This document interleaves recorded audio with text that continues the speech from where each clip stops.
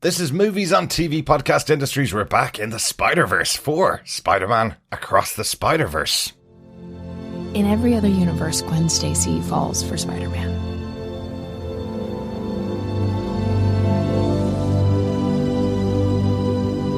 And in every other universe, it doesn't end well.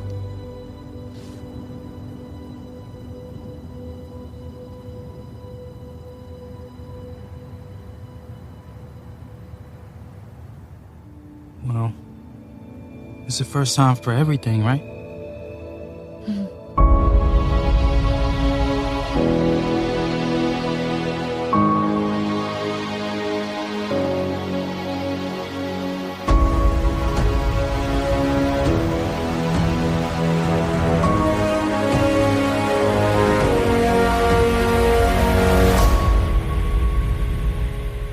Welcome back, fellow defenders, to Movies on TV Podcast Industries. We're back with a spoiler-filled discussion of the brand new Marvel movie, Spider-Man Across the Spider-Verse. I'm one of your hosts, Derek. Hello there, fellow defenders. I am your other host, John. Yes, just two of us on this one, which is really unusual for a Spider-Man podcast. We usually have all three of us here, particularly because our third host, Chris, is the biggest Spider-Man fan in the world. He certainly is, but he is dealing with his own little Miles at the moment. Yes, he is a brand new baby born to Chris this week and his wife, Kel. Congratulations to both Chris and Kel. Delighted for you. Can't wait to meet little Miles. Yes, he has been named Miles after Miles Morales. Yes, but with a Y. With a Y. Yes. So yes, massive congratulations to Chris and Kelly and little Miles. Yeah, we're delighted. So Chris will, of course, be taken up with the brand new baby over the next while, but he will pop in and out of the podcast, of course, as always, when he's free. But other priorities, of course, will take over from podcasting for Chris for a little while. Yes, Like it will sleeping. be sleeping, nappies, and of course it brings to mind the famous Jeff Goldblum quote from Jurassic Park. Life finds a way. Well, that, but I was thinking of now that's what I call a pile of... Of course, yes, that great big popular quote. Yes. Of course.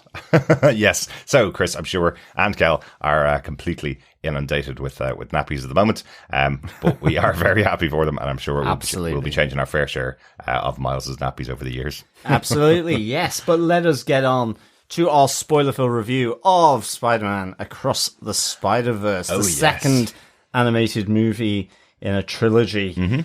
In the Spider-Verse trilogy, yeah. In the Spider-Verse trilogy, exactly. If you are new to TV Podcast Industries, please head on over to our website at tvpodcastindustries.com. We, of course, cover movies, but also TV shows. Our next one coming up will be Marvel's Secret Invasion. Yes, it will. So, Nick of course. Fury is back. Yes, Derek is getting very excited about that. Oh, yes. But, of course, we love hearing feedback, thoughts, comments, theories, you name it, Easter eggs, all that kind of stuff.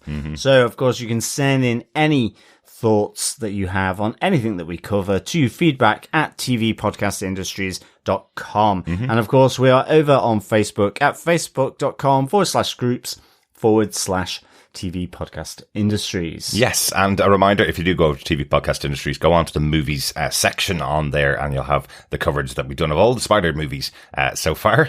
We have, of course, covered Into the Spider-Verse, the first of this trilogy, all the Tom Holland Spider-Man movies, and pretty much all of his other MCU appearances as well. So yeah, go over and check them out there. But really looking forward to talking about Across the Spider-Verse. We were lucky enough to go and see a preview of this on Thursday night, the night before it came out. Courtesy of Sony Ireland, so thank you very much to Sony Ireland for that. It was really interesting because it would be different to the way we usually watch the movies. We usually kind of try and find a time to go and see them premiere night, usually less kids in there. But this time there was lots of kids. Yeah, really, really good. And isn't it really good to see this kind of movie with kids? Definitely. Really buzzing atmosphere, lots of excitement, and yeah, really a good fun time in the cinema, jam-packed as well. Yeah. So yeah, really enjoyed this. So yeah, a big thank you to Sony for those invites. Yeah. Really good of you. Yeah, and a free beer. It's quite And nice. a free beer. Well, a couple of beers, in fact. Absolutely. Before we go into any spoiler-filled thoughts about it, what did you think overall of Spider-Man Across the Spider-Verse? Do you recommend that our listeners on TV podcast industries go and see the movie? Oh, without a shadow of a doubt, it is absolutely, from my side, taking off where the previous Into the Spider-Verse left. This is such a good animated movie, but a movie just in its own right. Loved every bit of it. It's lovely and sweet. It's emotional. It's dark. It's uplifting. It's just downbeat at times. I think Chris would absolutely love this. 100%. And I just think it's such a good style of animation. I love the writing in this. It feels really young, energetic, quippy. I just really, really enjoy it all. So yeah, I found it quite overwhelming actually, to try and take everything in. Oh yes. It's very fast paced, but it's also a long movie as well. So, you know, I felt like I needed to blink at the shutter speed of the, the cinema projector so that I could actually kind of keep up with how fast paced this was. Lots of swinging. Yes, lots listeners, of action. We are that old that we remember projectors in cinemas rather than digital projectors. Yes, exactly. yes, the shutter speed. But yeah, I know exactly what you mean. It is relentless from the beginning. And I would say I've seen a few comments from some of our listeners who watched the first one and didn't like it. We've got on record really here at TV Podcast Industry saying it's our favourite of the Spider-Man movies, Into the Spider-Verse. This is probably up there. It continues the story really well. I obviously have to watch it as many times as I've watched Into the Spider-Verse, but after the first viewing of this, you could feel this is something really special. It kept the heart, they kept the characterization, kept the comedy, and added a bit more darkness to it for this middle part. So, highly recommend it. It's absolutely rammed to the rafters with heart and soul, this. And dare I say it, for me, I would actually say this is joint first with Into the Spider-Verse. I think this is shaping up to just be a really sweet spot of a trilogy, if they keep it together for the third movie. These two really have enjoyed. And interestingly, we were only just discussing that Into the Spider-Verse came out in 2018. That's right, yeah. So, you know, we have 5 years here since we last sort of went to the cinema to see this event as well, you know? Absolutely. And two more things, but in the spoiler-free section, just to mention, which do lead in quite well to what you're saying about 2018 being the last one. The announcement of Beyond the Spider-Verse, the final part of it, the date has been released. It's coming out in March, I think March 24th. 2024, so not that long to wait until the next part of the series comes out, because obviously they made these at the same time in the studio, which is really good given the ending. Which, we'll get there, but mentioning endings though, there are no post-credit scenes at all. There is a beautiful animation of all the cast and characters, but there's no post-credit scenes, nothing at the end, and no mid-credit scenes at all, other than that announcement of Beyond the Spider-Verse, which we knew was coming. Well, fellow defenders, dare I say it, they do a really sort of innovative thing. I don't think it's ever been done before. The post-credits are actually in the movie. In the movie itself, they actually incorporate them into the nuts and bolts, meat and two veg of the old movie. Yeah. Yes, what a strange thing to do. I know, it hasn't actually been done in a Marvel movie since Endgame, I believe, was the last time they had a movie that didn't have a post-credit scene. Yeah. So, well, I'm quite pleased they did, actually, because it really helped with the ending. Yeah. To be honest. Absolutely. So, anyway, I think that's enough spoiler-free. Yes. Let us get into our spoiler-filled discussion of Spider-Man Across the Spider-Verse. Absolutely, yes. But as we said, go see the movie and then come back and join us for the rest of the spoiler-filled discussion. Yes. Derek, give us some of the production details on this epic. Absolutely, yes. 3 new directors on board for this one. There were 3 directors on the previous movie, but these are 3 brand new directors for this second part of the trilogy. Joaquin DeSantos was a director on lots of DC animated movies, one of the directors here. Kemp Powers was a writer and co-director on the Pixar movie Soul, and interestingly, he also wrote the play and movie One Night in Miami, a really interesting movie. Highly recommend that. And Soul is fantastic. Yeah. Really, really enjoyed Soul. So definitely 2 to check out from Kemp Powers. The third and final director on this movie was Justin K. Thompson. He was a production designer on Into the Spider-Verse and has now been raised up to director. Cool, excellent stuff. Very cool. I know he nominated for a number of awards for his production design on the first movie. So great stuff. Yeah, love a bit of internal promotion there. It's good, isn't it? Yeah, good stuff.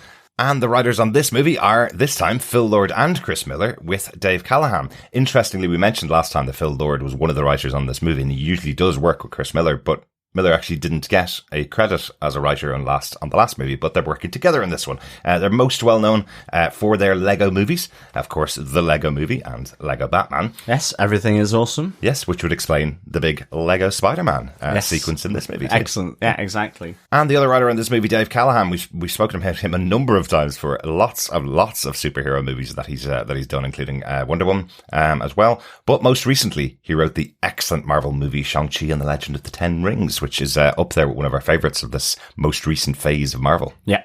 Great stuff. So great to have him on board. Yeah, good little writing team there, and really comes through as well. I just thought the dialogue was so snappy. Mm-hmm. It was brilliant. And I think, I have to go and see this again because it is so action-packed and really quite fast-paced as well. Lots of great quippy dialogue, which just kind of accelerates past you whilst you're watching it. Absolutely. Certainly, I guess when we did, which was kind of right after work, so I was still kind of like going... Still thinking about spreadsheets, John, were you? Yeah, how sad. Not even the beer managed to sort of erase that from my mind.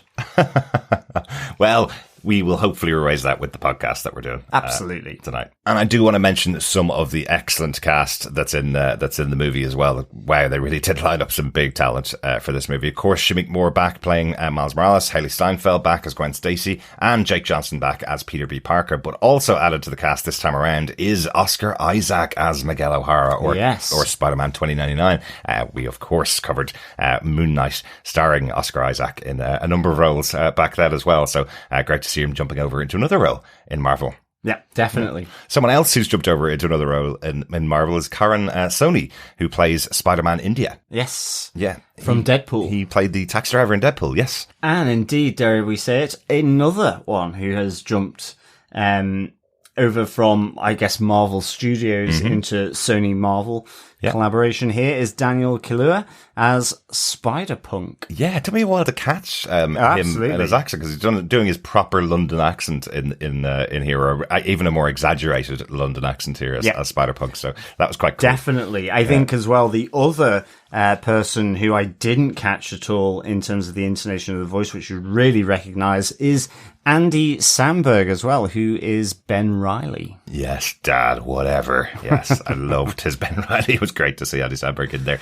Issa Rae plays Jessica Drew, a great favourite Spider-Woman. Jessica Drew, a former S.H.I.E.L.D. agent, Sean. So cool to have Jessica Drew in this movie here. And the final member of the main cast for this is Jason Schwartzman as the Spot, who starts out as being a very small part of this and becomes a very big part of this. Yes. But John, do you want to tell us what they gave us with your synopsis for Spider-Man Across the Spider-Verse? Sure. 16 months after the destruction of the Alchemax collider and back on Earth-65, Gwen Stacy is struggling to live up to the expectations of her father, who does not know she is Spider-Woman and is hunting her in revenge because of his belief that she caused this universe's Peter Parker's death. One night after hearing about a possible intruder in the Guggenheim Museum, she heads over to confront the threat, only to run into a Renaissance-themed Vulture that comes from an alternate universe. She is helped by Miguel O'Hara and Jessica Drew, who arrive through portals and subdue Vulture. In the aftermath, Gwen reveals herself to her father, who is distraught and attempts to arrest her. Drew suggests to a reluctant O'Hara that Gwen join the Spider Society, to which he begrudgingly accepts. Back on Earth 1610 in Brooklyn, Miles Morales is adapting to being Spider-Man, as well as struggling to live up to his parents' expectations while missing Gwen Stacy. On the day of his evaluation at school with his parents, he visits a convenience store where he encounters the low-level villain, The Spot, a scientist who got infused with portals on his body in the aftermath of the explosion of the collider at Alchemax. After a brief fight, Miles subdues the Spot. But the Spot is being surveilled by Gwen and is not all that he appears, as he blames Miles for his creation. He brings Miles to Alchemax, where he transports himself into a void and begins using his portals to travel to other universes with the Alchemax Collider, becoming more and more powerful as he states his aim to take revenge on his nemesis, Miles Morales. While on Earth 1610, Gwen sees Miles while she's tracking the Spot, but is instructed that Miles can't travel with them to capture him. While Drew and Miguel take a portal back to Earth 928, where they lead the Spider Society to continue their investigation, unbeknownst to them and Gwen, Miles follows them into the portal and ends up in Mumbattan on Earth 50101. They encounter Pavitar Prabhakar, Spider-Man India, and Hobie Brown, Spider-Punk, before confronting the Spot in the Alchemax Collider, who successfully absorbs the device's power before escaping. Mumbattan begins falling apart from the disruption of a canon event, after Miles saves a captain who turns out to be Prabhakar's girlfriend's father. At the headquarters on Earth 928, where hundreds of Spider-Man variants reside, Miguel O'Hara tells Miles that he is risking the destruction of the multiverse by preventing canon events that hold the fabric of the multiverse together, and that all Spider-Men must suffer sacrifices to maintain a stable multiverse. Realizing that his own father, newly appointed as captain, will die at the hands of the Spot, and is his canon event, Miles breaks free of the Spider Society, heading back to his homeworld to save his father. Arriving back in what he thinks is his apartment, Miles realizes that something is not right about this Earth that places him and his father in deep trouble. Mm-hmm. Excellent stuff. Lots of multiversal traveling, lots of different universes, and hundreds of Spider-Men and women, lots of and Spider-Men. people, and animals as well. Loads of spider creatures too. There is Spider-Men, Spider-Women, Spider-Bots, Spider-Animals, Spider entities, absolutely. Spider babies. Yep, you name it. If it can be a spider, Yep. it is. Absolutely. Loads of them. Absolutely. So there is no possible way that on this podcast we could capture all of the Easter eggs in the movie. We will come across a few of them here and there as we go through them. We'd love you to send in what your favourite moments were, your favourite Easter eggs that are in there. But I think there's something in there for everybody. I think the last count, I think, was 120 different spider people. Yeah.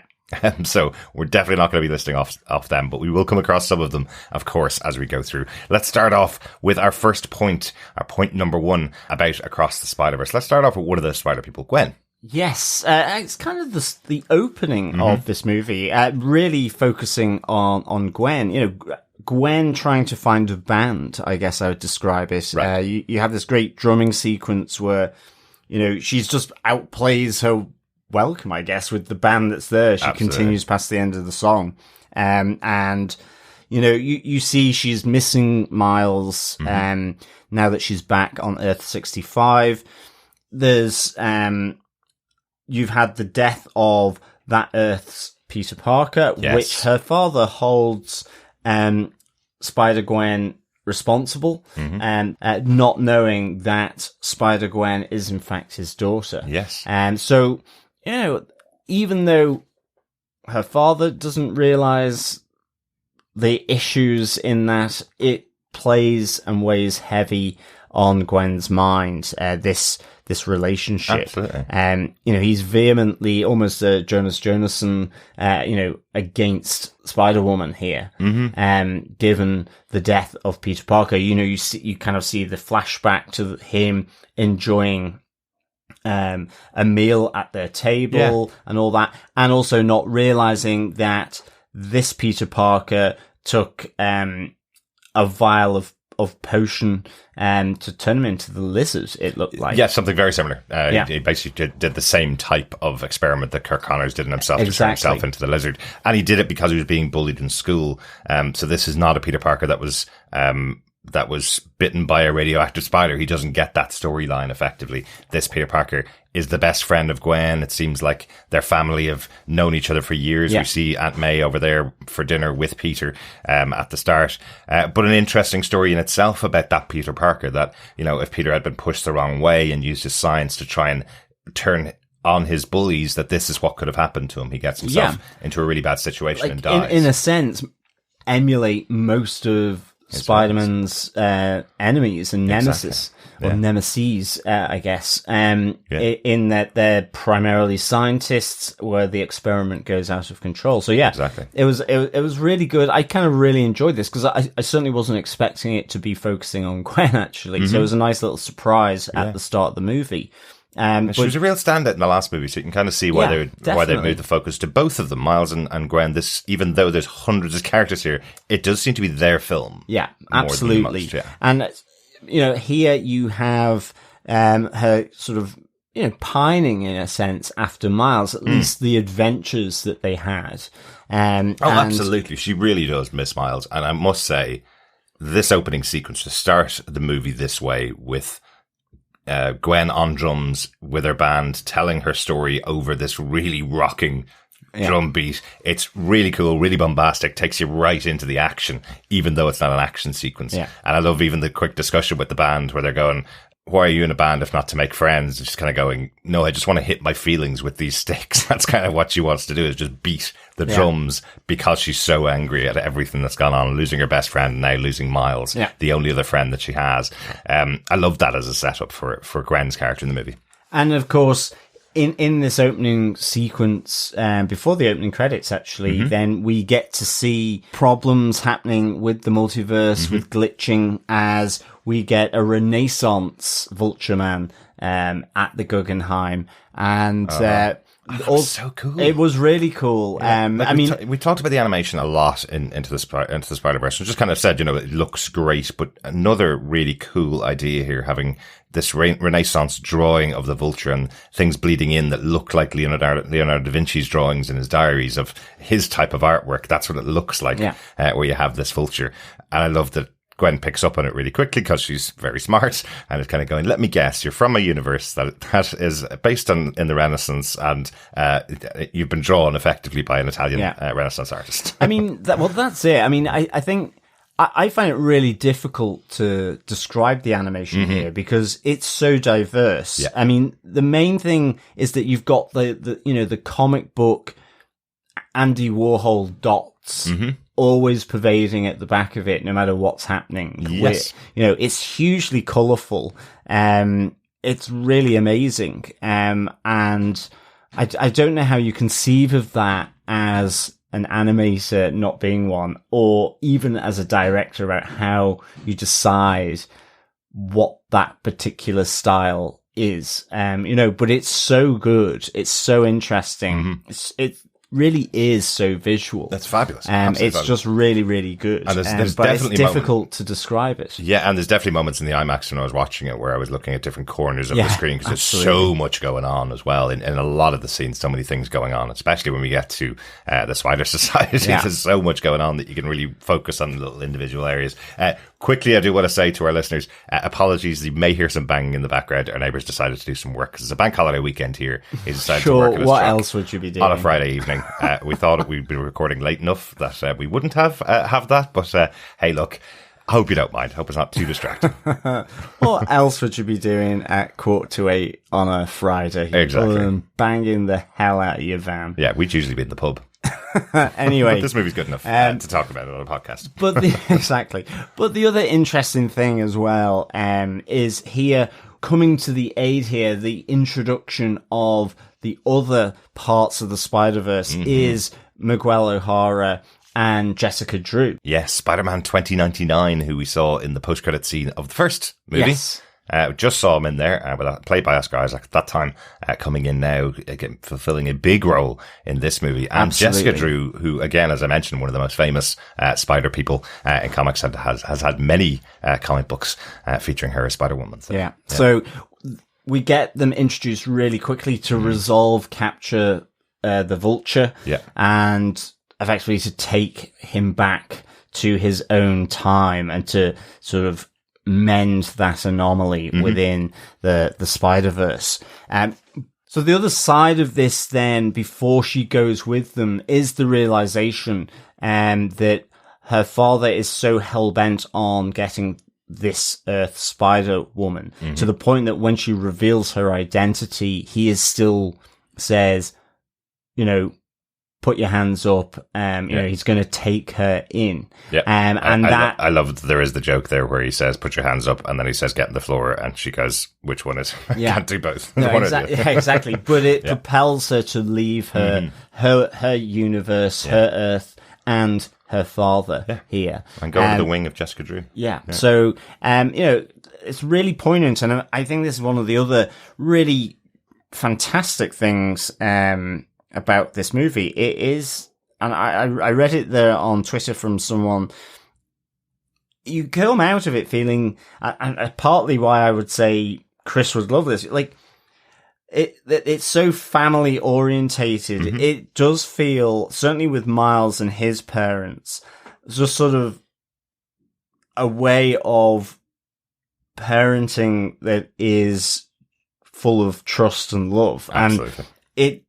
And it shows the other side of it with Gwen and her father and that relationship. And, you know, it really does sort of nail, the different dynamics of families, certainly families with Spider-Man, involved in them. But I really did think that was good. And there is a moment where Gwen revisits, Earth-65 and comes face to face back with her father after she's been kicked out of the Spider Society by Miguel for not stopping Miles in his escape. Yeah, and you know, you can see it just that troubled relationship, but one where he's quite despondent down in his luck. He with the arrival back of Gwen, that's his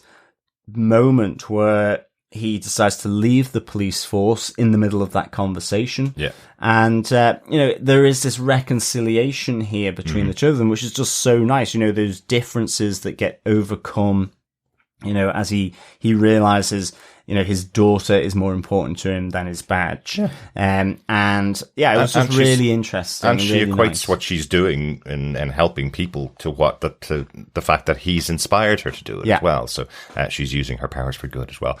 Great opening. Really, really enjoyed spending some time with Gwen in this opening scene. It felt like we got much more of her character in this movie rather than just being the visitor from another universe.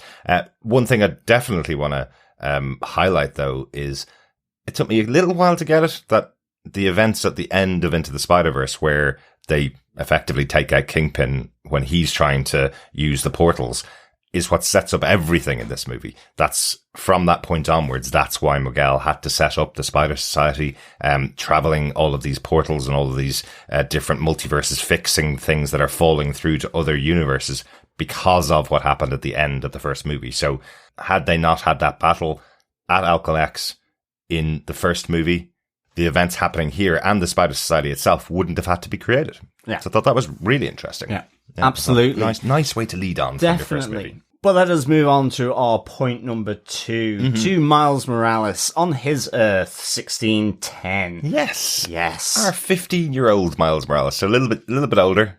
A little bit wiser. A little bit more experienced. For sure. I would say he's spent the last year, I'm not sure about wiser, but he spent the last year being Spider-Man, and working through his grades.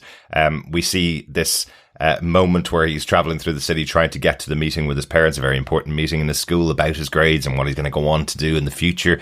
This is really important to his character in this movie. This is his growth, effectively. But there's kind of the comments made of how much he's grown up now. He's growing into his own man, but his parents are still treating him like a child, not knowing all the stuff that he's going through, not knowing all the things that he's doing and the responsibility that he has on himself. as Spider-Man, you know? Yeah. He is the only Spider-Man, as they say, in this universe. So there is no other Spider-Man. He's the one that's doing everything to save Brooklyn and to save New York. So I like that there's this quandary between the two things, and he gets the balance wrong, which I like here. The idea is that he runs into, what he thinks is just a really bad villain trying to steal an ATM from a bodega.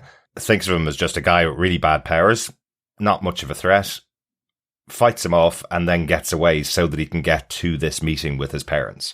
But because he does that and doesn't treat him with the balanced heroing that he should have treated him with, it sets out all the events in motion, because this guy, turns out, he believes he is Miles Morales, Spider-Man's nemesis. Yes, this is the Spot. Yes, exactly.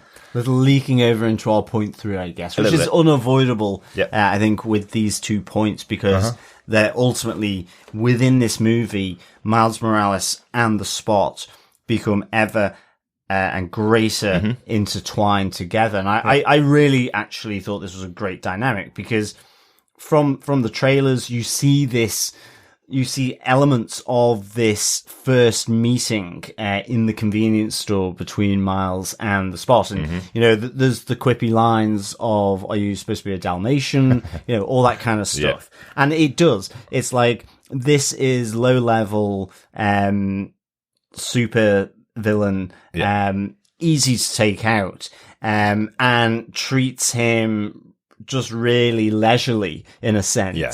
Well, it's just a stupid thing that he's doing. Like, he's leaning up against the pan of bread, and the bread's falling through his stomach because it's transporting through the portals. Yeah. He's no real idea how best to use all of these portals. So loads of little moments of like legs sticking out the wrong place. And, exactly. It is funny, and you can see why Miles is doing that. But I just love how, with this villain, with the Spot, they develop through this. You get the backstory here on him being in the lab. That's why he's covered with these portals. And it is that inexperience of Miles, not understanding effectively what he's unleashing here. And the Spot also being more embedded in Miles's own story than he at this point knows. So I really kind of like that, because I just thought, you know, from the teaser, you see this convenience store moment.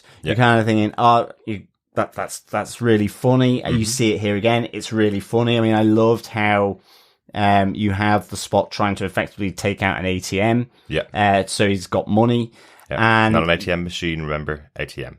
Yeah, ATM, trying to steal that to get money. And I just loved how, you know, Miles has kind of spotted him as he's zipping past, and then immediately is doing a pasty in the microwave. I love how you see it all, him doing all that, and then casually eating a snack, whilst the owner of the place is trying to confront the Spot, and then Miles comes to confront him. And seemingly, you know, takes him a bit longer than he, I think, first thought, because as well, Miles is also going through the voids that are on the Spot's body. Yeah. And, I just thought this was really good. I loved the dynamic here of, you know, the hero and the villain. And again, the subverting of the expectation that this was just kind of a throwaway joke villain. Absolutely. Here. And there are echoes to the origin story of Peter Parker, where Peter let a criminal escape and the criminal killed his Uncle Ben. Here, Miles lets the Spot go, thinking, sure, he's not much of a threat, and this could end the universe. Yeah. And, importantly for Miles, could kill his father. Yeah. So as he tries to get to the meeting with his parents and his careers advisor, I guess. Absolutely. Yeah, that's the other bit to talk about here. I thought this was really good fun. Really liked this. And to point out here, there's a great moment in the discussion between Miles and his parents and the career advisor who's talking through all of Miles' results. She's telling them, effectively, he's doing great in everything except for Spanish. And his parents speak Spanish fluently. I think Puerto Rican. His mom speaks it fluently. A great little moment in animation where she clicks her fingers at him to give out to him, and the Puerto Rican flag comes up in between her two fingers. Absolutely. Very cool. Why would he be failing Spanish? It's because, again, he's not getting the balance right. He's going, well, I should know Spanish because I speak it all the time at home, and he's going out adventuring as Spider-Man, effectively. Yeah, absolutely. So neglecting something that he should be really good at, and really annoying his mom. So. I think as well, there's really good moment with the careers advisor just saying, he's lying to you. You do know that. And that kind of, piques his mum's interest. At this stage, I think his dad has left because he's got to do a job. He's actually meeting Miles, and there's a really nice moment of them looking out across the city, having this conversation. It's just so beautifully awkward for Miles. Putting on the deeper voice, having these conversations with his dad, where his dad is talking about him in the third person, about what's just happened and so on. It's just really, really good. Yeah. And the expressions, I think, from the spider eyes also is they're just really, really fantastically done. They really sort of show and purvey that emotion. Absolutely. Just do a great job of the animation. It's kind of weird sometimes because we've seen so many Spider-Man movies, and some of the animations have everybody around in Spider-Man's family knows who they are. Other ones like this here, none of the family know, and you're kind of wondering, how do they not know? How are they not aware of what's going on here with Miles? But yeah, there's moments here where you're kind of thinking this is going to come out at some point. They're going to learn who Miles is and what he's doing. And again, it's important for further down the road in the movie as well, towards the end. Exactly. A couple of the things on this slightly more grown Miles. He is at that point in his life. He's 15 years old. And again, because he has the responsibility of being Spider-Man and is treated as an adult when he is Spider-Man, he feels at home he should be. And I think we were all at that stage around 15 years old where you're telling your parents, I'm not a child, when really you still are. You've still got quite a few more years in the US, even before you can get a driver's license. You got another year. No way you can move out your own at 15 years old. You still need your parents' guidance. But they're still treating him as a child. I absolutely love the moment when Miles says the one thing I think we've all said mistakenly at the wrong point to our parents. When his mother's giving out to him and he says, whatever, and everything stops. The whole neighborhood have heard it. All of his friends, everybody that's been invited over has heard Miles say the absolute wrong thing to his mother. Absolutely. And he can't backtrack quick enough. His father knows he's going to get it and he's going to be grounded for just even the guff that he's giving to his mother. I thought it's a moment that I think we all remember when we've said the wrong thing to our mother and drawn her ire. Definitely. Yeah. Most definitely. Yeah, really well observed. And this is all happening at a big barbecue to celebrate his dad's promotion effectively to captain in the police force. Again, coming back to the careers advisor, his mum ultimately thinks it involves a girl maybe, or it's something else. It's not that he is Spider-Man. Yeah. But we also see here in this Earth that Miles is missing Gwen as well, and Gwen shows up in Earth 1610 because she's tracking the Spot, and this is when this is one of the first hints that the Spot is something bigger than what we thought he was from the convenience store. Exactly. But they have a moment here where you can see Miles wanting to get closer. That awkward teenage mating, awkward teenage mating dance and dating game, I guess. But Gwen does really kind of put cold water on that. It's not in the same way, enough for him to withdraw.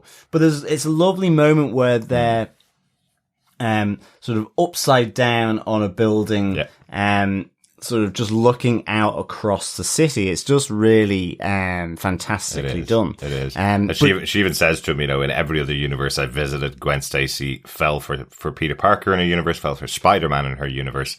At least we're not like that, because it always ends in failure. And Miles responding with, but there's always hope it'll be different. So Miles kind of wearing his heart in his sleeve.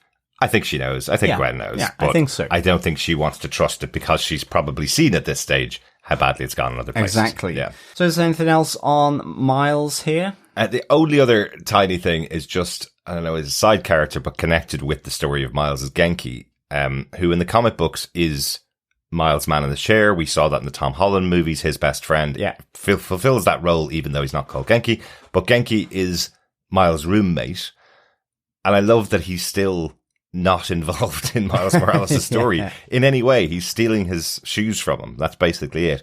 And you hear a conversation between the two of them through a door where Genki's going, I know the slippery slope. If I help you once, then I'm sitting at a computer, then I help you again, and then I'm the man in the chair. That's not going to happen. So he's even referencing what the character in the comic book becomes. But just a nice little touch of a reference to the character. This movie is completely stuffed full of characters. Absolutely. And they at least give a little moment to Genki there. So stuff with characters, stuff with references. It's really sort of densely packed here with all of this stuff. It is. But I think we can move on to point 3, which is, I guess, our third spot here. It is the spot. You've talked a little bit about him. It is the reason why Gwen is really there in Earth 1610 is because of the Spot and the danger that he poses to the Spider-Verse, to the multiverse. Yes. And I think, like I was saying before, with the convenience store meeting between the Spot and Miles, it's just really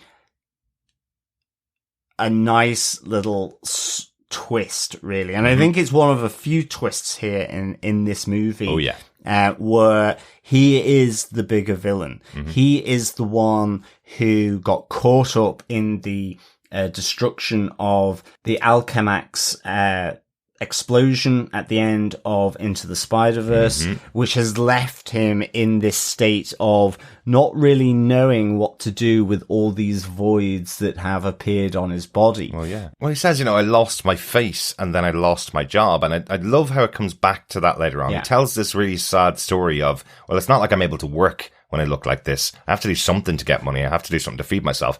And it's kind of taken as a joke the first time he says it. But later on, when he goes through the full explanation of what's actually happened to him and all the rest of the scientists at the Alchemax, and what they did to him, pushing him out, laughing at him for what happened to him in this accident.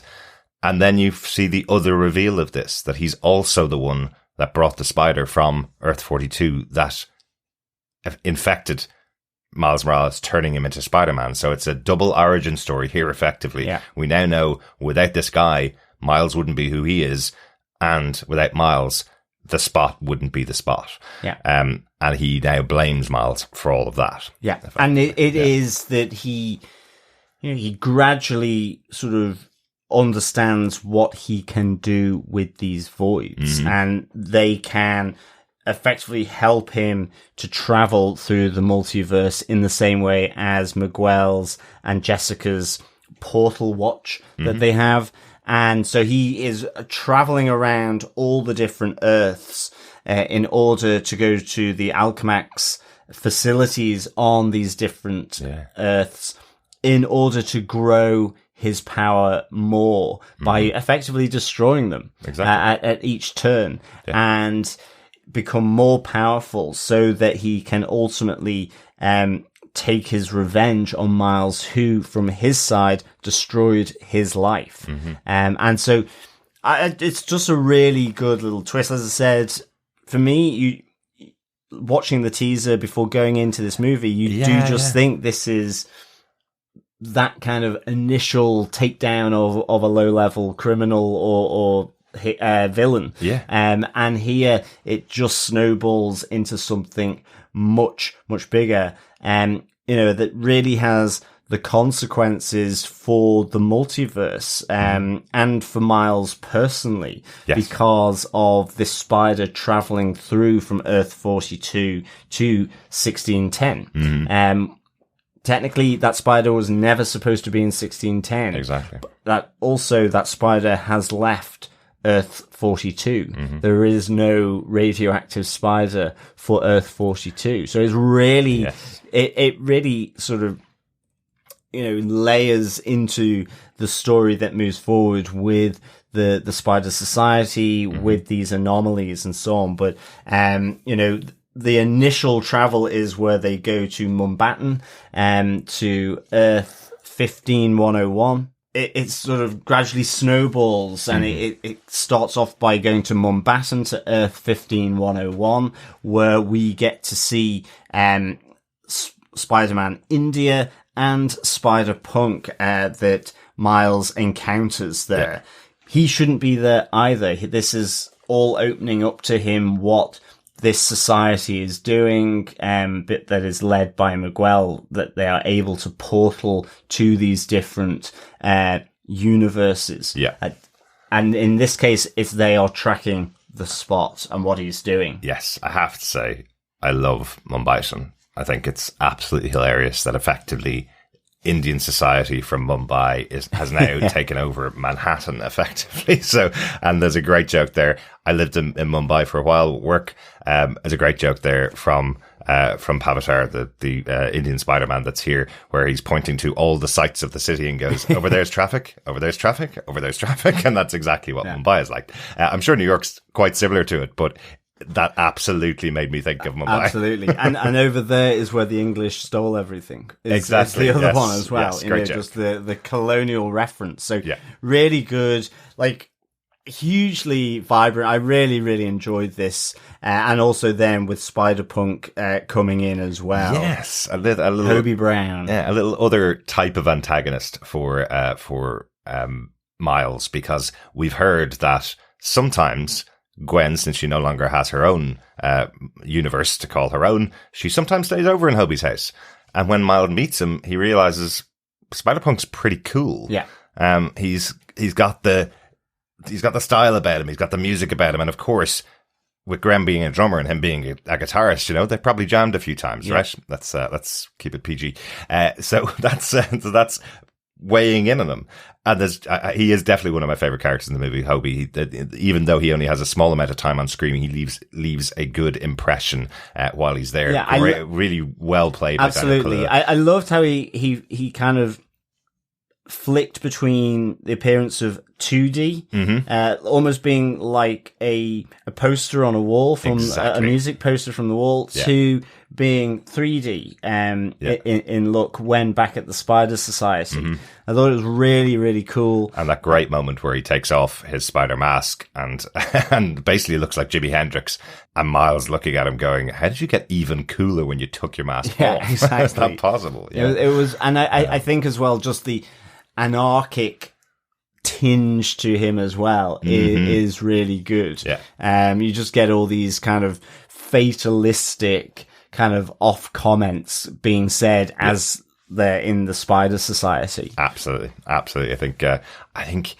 Gwen has met her match. She may be in love with Miles. We don't know yet. She may think of Miles as just a friend, but she definitely got someone, another kindred spirit in Hobie as well. So, yeah. But the big thing that happens in Mumbattan is the emergence of an anomaly within the Spider-Verse, because to Miles's character, he looks to save a girl and a police captain as the Mumbattan is beginning to kind of almost fall into one of the Spot's voids that has been left there with the destruction of the Alchemax collider there. And in doing so, we learn of the canon events that occur through the timeline through every Spider-Man, woman, animal, bot, you name it, these canon events. And in this moment, unbeknownst to Miles, he is saving Pavatar's girlfriend's father, who is a captain in Mumbattan's police force. Yes. His Captain Stacy, if you will. Yes. There's a really good moment where, when this has been explained, the whole concept of canon events by Miguel to Miles, you get some really nice sort of intermingling of the live action here, such as from Amazing Spider-Man, where we have the death of Captain Stacy, played by Dennis Leary, in The Amazing Spider-Man. Yeah. And it's just really kind of cool how they sort of insert that into the animation. It works really well because you've got so many different styles of animation, and then it bleeds into these live action moments. We see the death of Uncle Ben. Cliff Robertson played him in the Tobey Maguire movies. You see moments with Tobey Maguire and Andrew Garfield there, sprinkled amongst all of the other versions of the Spider-Man. So cool to have that. I didn't see any moments of Tom Holland's Spider-Man in there, but I know they referenced Doctor Strange and that Spider-Man. They certainly did, yes. Adventures in the multiverse. So maybe he should be a doctor. Maybe, exactly. But it was interesting and to reference to them. And they got the Earth number wrong. They got the Earth number, the original one, didn't Yes. they? And in Multiverse Madness, it's called 616. But this movie, as an animation, was written a long time before that. So they didn't get the change. They can get the extra change over to that. I think we all prefer when it wasn't 616 in the MCU. For the nerds of us, because that's supposed to be comic books. But anyway, we'll leave that discussion, or just go back and listen to Multiverse of Madness podcast, and you'll hear that too. But I love those moments. I love that they're able to incorporate it, and they're trying to incorporate every different type of the spider people, I guess, in this universe. We'll move on to talking a bit about that in our point number 4. Or anything else about the spot before we go on? No, I think so. I think that, the spot here is just simply becoming, by colliding and destroying these Alchemax pieces of equipment, the collider, he's absorbing more and more of this void power. Yeah. And he's becoming more and more powerful in his, stated attempt to wreak havoc down on Miles. Absolutely. So, he becomes a big bad, ultimately, in the end, and incredibly powerful, even that he can void his way through to different universes. But let us go on to point 4. Let us void our way to point 4 with Miguel O'Hara and his spider team. Yeah, we have to talk about Miguel, because you mentioned earlier on about the teaser of that scene with the spot where you thought he was the low-level villain, and in the teasers you got the feeling, and the trailers you got the feeling, that Miguel O'Hara here, Spider-Man 2099, is the villain of the movie. He's just an antagonist. There's nothing particularly wrong with what he's saying. Really, from his knowledge, there's nothing particularly wrong with what he's saying, but he's an antagonist in that he's standing in the way of what Miles wants to do. But he's not a villain here. None of the spider people are villains. Yeah. He has a different logic and perspective at what is unfolding here around the canon events. I do love that they're called canon events as well. I think that's a really good joke back at the fans. Don't change the canon. The canon is sacrosanct. But when you're talking about hundreds of different spider people, it's almost impossible. So they go, right, we've pinned that there are a canon event for each of these people that made them become who they are. So those have to stay as they are, but we can play around with everything else. Interestingly, though, I had thought that the death of Miles Morales' Uncle Aaron was his canon event. Was the death of him is what spurred him on to become Miles Morales Spider-Man, which we saw in the first movie. And in here, they're establishing that he's supposed to lose somebody else now. He's supposed to lose his father. That's supposed to be his canon event. And he can't be allowed to go back and stop that from happening, or else it may destroy the multiverse. Well, that's it. Ultimately, what it transpires down to is that the death of his Uncle Aaron wasn't the canon event. It seems like it. It seemed like it at the time from the first movie, but actually the strictness of it, of these canon events, and what we learn from Miles through Miguel O'Hara, whether it's out of desperation, because it is in a moment where, after learning what these canon events are, knowing that his father has just been promoted to captain back on Earth 1610, Miles wants to go back to save his father. Yes. And that is what spurs off then Miguel O'Hara, because these are canon events. They have to happen. These are the moments that have to happen in every Spider-Man, whether it's Uncle Ben, whether it's the police officer captain, whether it's the death of Aunt May for Tom Holland. Aunt May. All these things, this event must happen, and he's going to try and prevent it again, like what happened in Mumbattan. So can I pose something? Absolutely, pose away. This whole situation was caused by the event that happened in, as we said, Miles's version of Earth, that attack on the Kingpin, that explosion at Alchemax, this has kicked out the multiverse. It's causing anomalies everywhere. I'm proposing that Miguel O'Hara is making it up as he goes along. He's making estimations as to what are canon events because of the experience that he's had with all the rest of the Spider people. He has hundreds of them that he's talked to. The death of their significant person in their life is the canon event. Because Miles says to him at one point, but how do you know for definite that me stopping the death of my father would end the universe? He says that to Miguel.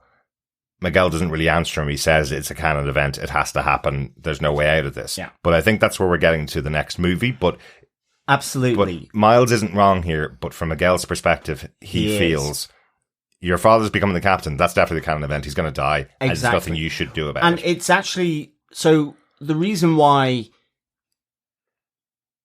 the death of Miles's dad could be the canon event and not necessarily his uncle's, but equally, the knowledge of what Miguel says to Miles could also mean that then this isn't a canon event, is the fact that Miguel tells Miles as he's chasing him down, as they're fighting, as Miles is trying to get back to Earth, 1610, is that he is the mistake. Yes. He is the Spider-Man that was never supposed to be, never supposed to happen on his Earth because it was a spider from Earth 42. And so... there's no other Miles Morales Spider-Man. Yeah, so there is... The uncle's death was not the canon, but he's projecting that his dad's death would be the canon event now that happens. Yeah. But also, equally, if it was never supposed to happen, it might not be a canon event. So they're both looking at it from those different perspectives, and it's absolutely fantastic. I love this, because, I mean, it's all in the heat of action, and this chase to stop Miles from getting back, to stop him stopping the canon event. Yeah. And let's just make sure we underline this as well. Miguel O'Hara hates Miles Morales. Miguel O'Hara lost his child and his wife because of what happened in Miles' universe. That's why he never wanted Miles to be involved in the Spider team. What Miles did caused the loss of his family. He even tried to go into another universe to get back what he'd lost, and that universe collapsed because it wasn't supposed to happen. So effectively, in Miguel's head, this is all Miles' fault. Yeah. So he's almost, even if it's not a canon event that his father's going to die, it's almost like Miguel's going to saying to him, well, you have to be punished for what you did, and look what I lost. You can lose your father to save the universe. And again, linking to the Spot who brought that spider through in the first place. So it's just, I love just how this is structured, how it all builds up, and it's quite complicated. It is quite complicated. And we said we were at the cinema with lots of kids, lots of families, and who brought their kids along. I remember hearing a kid from about 2 hours behind me, probably about 5 or 6 years old, looking at the screen with Miles, Gwen, Miguel, Peter B. Parker all up on screen, and he turned around to his dad and said, "Where's Spider-Man?" And I just thought that question on its own, an hour and a half into a movie that has about 40 Spider-Men. Yeah. The poor father, I have no idea what he actually said to his son there. What his response to his son was. It did make me laugh, though. Yeah. Poor 6-year-old was getting very confused as to what is Spider-Man when you have hundreds of them on screen. Absolutely. I mean, I think the other thing here is, we have Peter B. Parker here at the Spider Society. There is Gwen. But Peter B. Parker with his little baby too. Yeah, with his new baby girl. Yeah, absolutely. Yeah. But what I love here is that, this society has formed around the principles of Miguel O'Hara, and, Miles feels that both Peter B. Parker and Gwen are actually are seeing it from Miguel's point of view. Yeah. In the end, it's not quite as simple as that. They do have the old alliance from the first movie. Those allegiances are there, but they are trying to also dissuade Miles from effectively saving his father. Well, I mean, there's a great moment as he's being chased down. Miguel is kind of almost like has got him by the throat and the head, where he's trying to plead with Miles, vehemently, you cannot do this. in the sort of headquarters of the Spider Society on Earth 928. Yeah. Whereas Miles is just saying, why can't I do both? Yeah. You know, I can stop my dad dying and I won't create the anomaly. I can stop the spot and everything else around Absolutely. it. And it's just really like, it is so fantastically done through this whole chase sequence. Yeah. Where effectively it's all being explained out Oh, in wow. the chase sequence, and So it's really good. We're going to take a diversion here, I think. That I love that storyline. I love what's going on with Miguel. I think they've given some great ideas to Oscar Isaac to play with in this character of how he's totally right in what he's saying, but he's taking out a lot on a 15-year-old kid here. Yeah. Love that, but let's divert a little bit into the Spider Society, because there is so much going on here. They do a quick kind of run through of some of the ones you'd recognize, and then there are literally hundreds behind. The Spider Cat. Do we have? Yeah, I was going to say one of the favorites is definitely Spider Cat, who pukes up a furball of webs into Miles's face. I thought that was really good fun. Yeah. Loved the moment, and I know we were all expecting it, where Miguel calls to all the Spider people to stop everything they're doing and go and chase down Spider-Man, and they all point at each other, hundreds and hundreds of them, doing the meme from that we've all seen, of 3 Spider people pointing at each other. Absolutely loved that. Thought that was great fun. The crashing through the psychiatrist office, where a crying Spider-Man is telling a psychiatrist Spider-Man that he's just lost his uncle and that he's just died, and the poor perturbed psychiatrist, who's obviously heard that from hundreds of other Spider people before. That was great fun. But so lively, so filled to every single corner, full of different versions of Spider people. Absolutely love this. We do get to see some of the Spider people that we've seen in the past as well in there. So that was really cool. And as you mentioned, of course, also the touch of having live action Spider people in there, including Andrew Garfield and Tobey Maguire. Very cool. Absolutely. It is jam packed with Spider-Man and so on.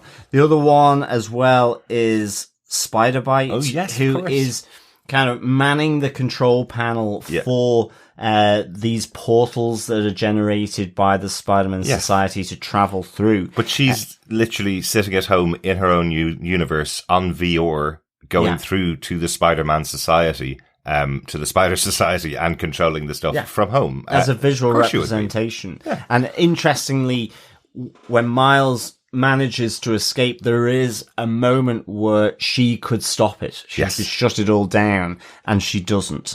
So very interesting. Absolutely. Reminded me of something out of Tron, the design of Spider-Bite. Yeah. That was very cool. Very cool. Any other Spider people that interested you in there, John?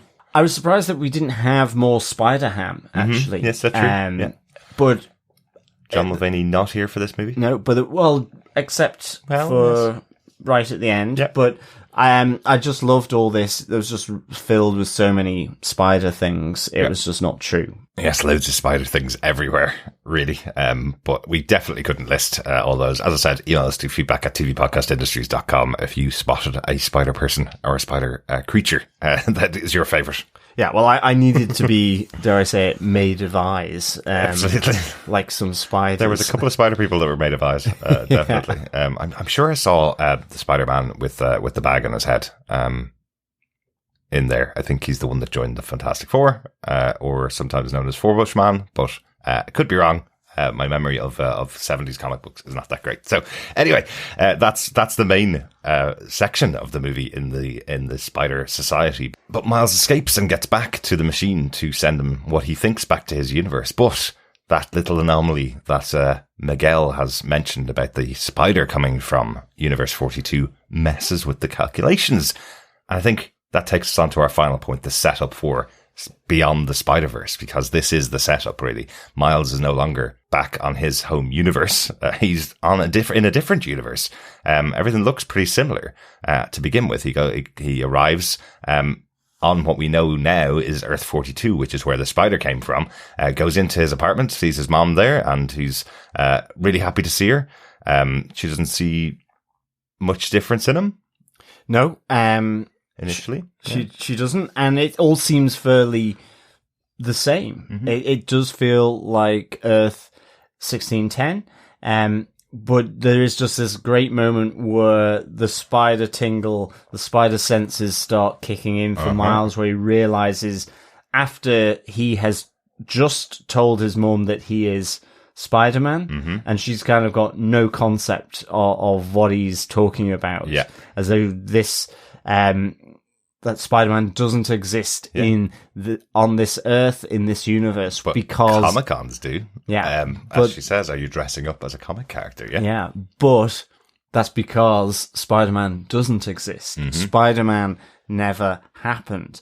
And it's just this great sequence of events, because initially it's all quite warming, because there is his Uncle Aaron there, alive. Yes. And he's all happy to see his uncle, but this realization, and then he gets he goes out with his uncle and is knocked out, and this is where we get the reveal that Miles in this universe has become the Prowler, with his uncle as his sidekick. Yes, and his father is the one that died. Yes, so there's you have this big mural during earlier in the movie of Uncle Aaron, because he's died at his brother's party for becoming the police captain, Miles's dad.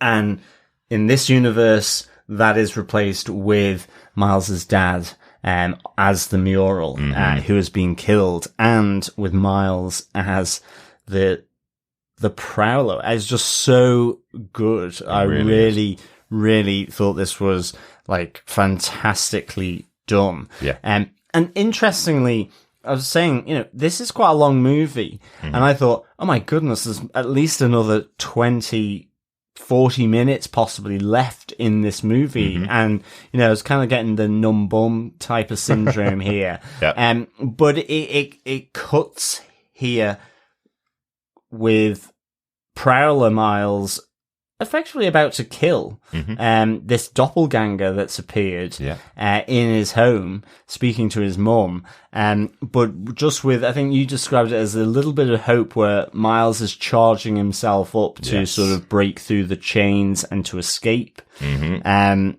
then it goes to Gwen, because this is the moment, this is the same kind of time where it's jumping with, where Gwen has gone back to her Earth to speak to her dad, and you get that moment. And so after it's all sorted with her father, she goes to Earth-1610 to help Miles, but realizes that he's not there. Yes. I think Jessica Drew is also there as well. And realizing that he hasn't been returned to his Earth, forms, and I love this kind of touchback to right at the start, where she goes, and I formed my own band. Yes.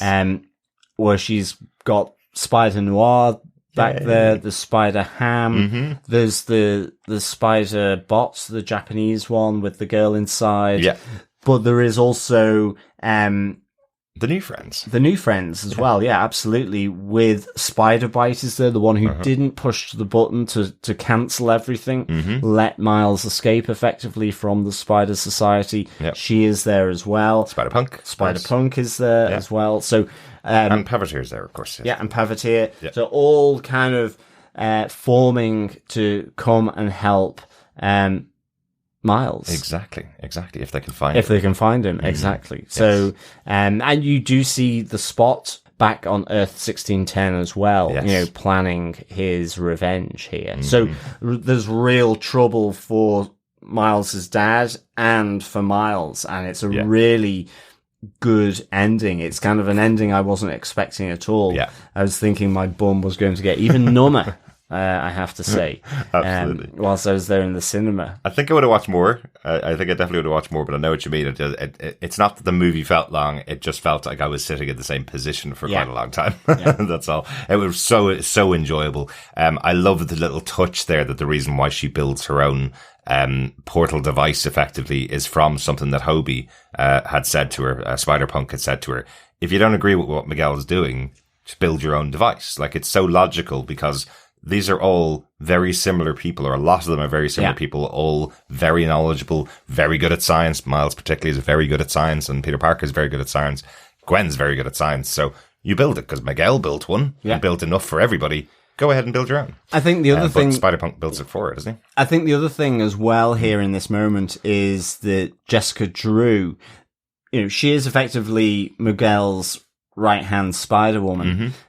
But in that moment when Miles escapes from the society, there is a potential, there's a look captured on her face, which is one where she starts to have doubts. And I think that's why you see her also in Earth-1610 as well. Yeah. Well, it's because Gwen's shouting back at them going, we're supposed to be the heroes here. We're not supposed to be chasing and killing one of our own, or not allowing him to try and save his parent. Like, that doesn't sound like a good guy thing to do, does it? So, really enjoyed that. Interesting to see that we will hopefully have Nicolas Cage back as Spider-Man Noir, and John Mulaney back as Spider-Ham in the next movie. No lines from either of them in this movie, but just their presence at the end of the movie. So that was quite cool. And yes, the big reveal, Beyond the Spider-Verse, coming next year to close out the story of the Spider-Verse. Yeah. So, really, really good. I think that wraps up our discussion of Spider-Man Across the Spider-Verse. Absolutely. Couple of notes, though. Yes. I think we have to have a couple of notes. Couple that I really enjoyed. Donald Glover getting to play a live-action Prowler, so Uncle Aaron.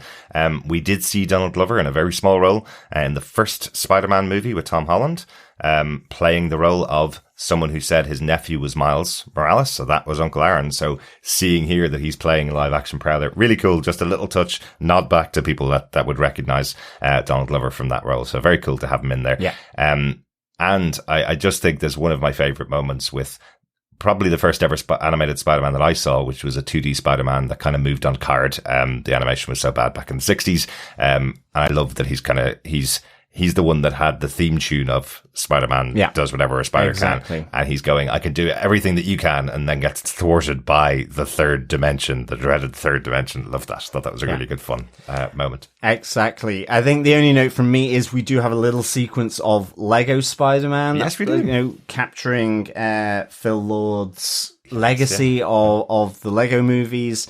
And, just the comment of, that he's a really good one. He is, that's the best universe. That one, exactly. Absolutely. So really, I thought that was really cool. That was a good little nod there. Excellent. So overall, then, John, do you defend this Marvel movie? I think I can tell. But how would you rate it? I really do defend Spider-Man Across the Spider-Verse. I would give this 5 pimple poppers out of 5 for sure. Yes. Excellent. This really circumvented my expectations, actually. It came through from the first one so good, and I absolutely adored that, and I equally adore this one. I think I think it's all about expectation. I kind of went in there thinking, feel as though I've been spoilt actually by the teaser. And in fact, again, circumventing my own expectations and my assumptions, it added just loads of really interesting layers and complication to this story. And it was jam-packed with so many Easter eggs. I mean, I do need to see this again for sure, at least once more. Probably about another 10 times in order to capture them all.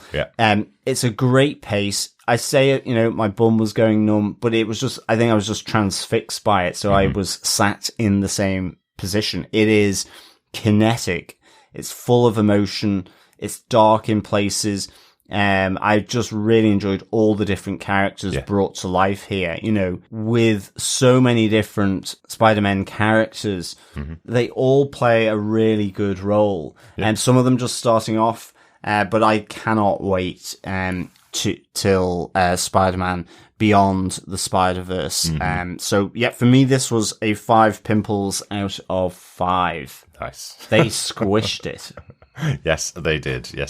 Totally agree with you. Yeah, I'd highly defend this movie. I think this is so much better than I was expecting. You mentioned about the trailer.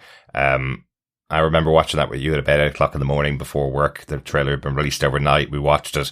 I was really down afterwards. I was like, this doesn't look as good as the last one. It looks like they've just done the same animation style brought in the characters. I can tell Miguel's the bad guy. Didn't really want him to be the bad guy because, hey, it's Oscar Isaac. We like him to be the hero, right? Yeah. So I was going, and they've told you the whole story. Look, that's the moment when Miles turns on the Spider Society and gets away from them. And here's Miguel going to be chasing after him because he's the big bad. Totally subverted my expectations. Went to the cinema, the Spot being the bad guy, which even watching the movie, you don't expect that's where it's going to go. So really good. Loved the joke on canon, that the canon can't be touched. And if you destroy canon, then you ruin the entire universe for everybody. Love that little joke that is really important to the universe. But the style of this film is what will keep me coming back and watching it multiple times. It is so beautiful to look at. Particularly in IMAX. I think I saw the last one. We did see the last one. This movie has style. It has substance. It's really affecting. So much heart too. Yeah, definitely. Yeah, I love just even the interaction between Miles and his parents. Just even the conversations that are there between them, where he's trying to puzzle out with them. Yes, I'm growing up. Yes, I'm still your son, but I'm also growing to become myself and become an adult. And that moment when his mom kind of releases him from grounding, which is the thing you do with a kid, and releases him to go and experience life because he has to do that to grow. I think that's really good, considering the earlier discussion that he couldn't possibly go to a college or university outside of Brooklyn because then he's in the wide world where she can't wrap him up in cotton wool, you know. So love those moments. It's just got such a great heart to it. Excellent stuff. Another Spider-Man movie in the bag, John. I think that's the 10th theatrical Spider-Man movie released. It's a lot. Yeah. There's been a lot of different takes on Spider-Man, but this is really unique and really stands up to this particular franchise, the Spider-Verse franchise. So the whole thing about it is really fresh, exciting, and just really good. I absolutely adore this movie and the previous one around the Spider-Verse. So cannot wait for the third movie. And I think, fellow Defenders, we hope you will be around as well for our take on the third movie, which will be Spider-Man Beyond the Spider-Verse, which will be out next year, from what we understand. March 24th, I believe. Yeah, so not that long to wait. Absolutely. Let us move on to our feedback. Yeah, I know we got to see this on preview night. Not many people went out and saw it on preview night or, sent us feedback after their viewings on preview night. But we did get a little bit of feedback in from Ben Rush. I wanted to read it because I thought it was great. Ben says, my eyes are still recovering from the amazing spectrum of Spider-Man, women, cat, Rex, T-Rex. Horse T-Rex. Sorry, we did, of course, have Cowboy Spider-Man on his horse, which was also wearing a mask. Yeah. Great fun. And the T-Rex, yes, excellent fun. Ben says, off to see it again tomorrow. Loved it to bits. The third part, better web here soon. Yes. Excellent stuff. Good stuff, Ben. I completely agree with you. Eyes were frazzled after it. Yeah. But what a explosion of greatness into the old retinas, I guess. Absolutely. If you want to share your thoughts on this movie in the Spider-Verse, pop on over to our Facebook group at facebook.com/groups/TV Podcast Industries. There is a post up there, a spoiler post, where you can discuss your thoughts about Across the Spider-Verse. You can also email us, as we mentioned before, to feedback@tvpodcastindustries.com. That is another movie in the books for Movies on TV Podcast Industries. We've got loads more stuff that we're covering later on this year. We're coming back with our regular weekly Marvel podcast covering Marvel's Secret Invasion. Yes. Starring Nick Fury. Yeah. Absolutely. If you hadn't guessed it, Derek's favourite comic book character, if you hadn't guessed. Yeah, absolutely. 60th anniversary of Nick Fury this year. So there's a special comic out there which covers all the years of Nick Fury. It's very cool. Go check it out if you can get your hands on a copy. It's probably worth quite a lot, actually, for a very weird reason, which you'll probably see in the news. But go check it out. Well worth reading. Nick Fury obviously having his own TV series for the first time with Secret Invasion. He is, of course, appearing in The Marvels later on this year, back with Captain Marvel, who he appeared in the first Captain Marvel movie. So he's back in the second. So it's the year of Nick Fury. Exactly. Yeah. Joining the world of Spider-Punk, we will be travelling to ye olde London town, or ye olde England, with Good Omens in July as well. Yeah. Season 2 of Good Omens. Looking forward to that. Yeah. And of course, then on the 1st of September, we will be delving into the fantasy epic series Wheel of Time. Season 2 of that as well. It's second season. Yeah. After covering The Witcher, another fantasy epic there in August as well. And we've also got some space fantasy because we are covering our first live action Star Wars series with Ahsoka. We are. Coming out on Disney Plus in 27th of August, I think, or late August, as far as I know. Yes, I think I had blotted out August on the basis that I think The Witcher and Ahsoka do kind of hit roughly in the same time period. And will sort of bleed, dare I say, into Wheel of Time as well. So we will be busy little bees in that period. We certainly will. And it doesn't stop there because the spin-off of The Boys, which is our biggest show really on TV Podcast Industries, is coming out towards the end of September, we believe. But now with the announcement of Wheel of Time coming out in the 1st September, that may be pushed back on Prime Video because both of those shows are on Prime Video. So no firm time, but we will be covering it on TV Podcast Industries. Yes. So if this is your first time joining us, or as a reminder, please subscribe to the podcast through any good or evil podcast catcher of your choice. You can go and find some of them over at tvpodcastindustries.com. Please share the podcast, rate us, leave a review, because of course, sharing the podcast is sharing the love. Absolutely. And speaking of sharing the love, once again, huge congratulations to Chris Kell and little Miles. Exactly. Welcome great to the stuff. family. Yeah, absolutely. Another Spider-Man fan is born, I am guessing. I'm absolutely certain that child will be a Spider-Man fan in the same way that that fans of Liverpool turn their children into Liverpool fans. I'm sure Chris will turn his lovely new kid into a Spider fan. Excellent stuff. And of course, just to take Chris's spot as well, you can, if you want to, also support us by heading on over to patreon.com/TV Podcast Industries for a regular donation to help support the podcast. Or for a one-off piece of support, you can head on over to buymeacoffee.com/TVPI. Absolutely. Thanks so much for joining us. We'll talk to you again next time very soon. Yes. Excellent. As always, fellow defenders, it is great coming back to the Marvel universe with you. But until Secret Invasion, keep watching, keep listening, and, of course, keep swinging and thwipping. Bye. Bye.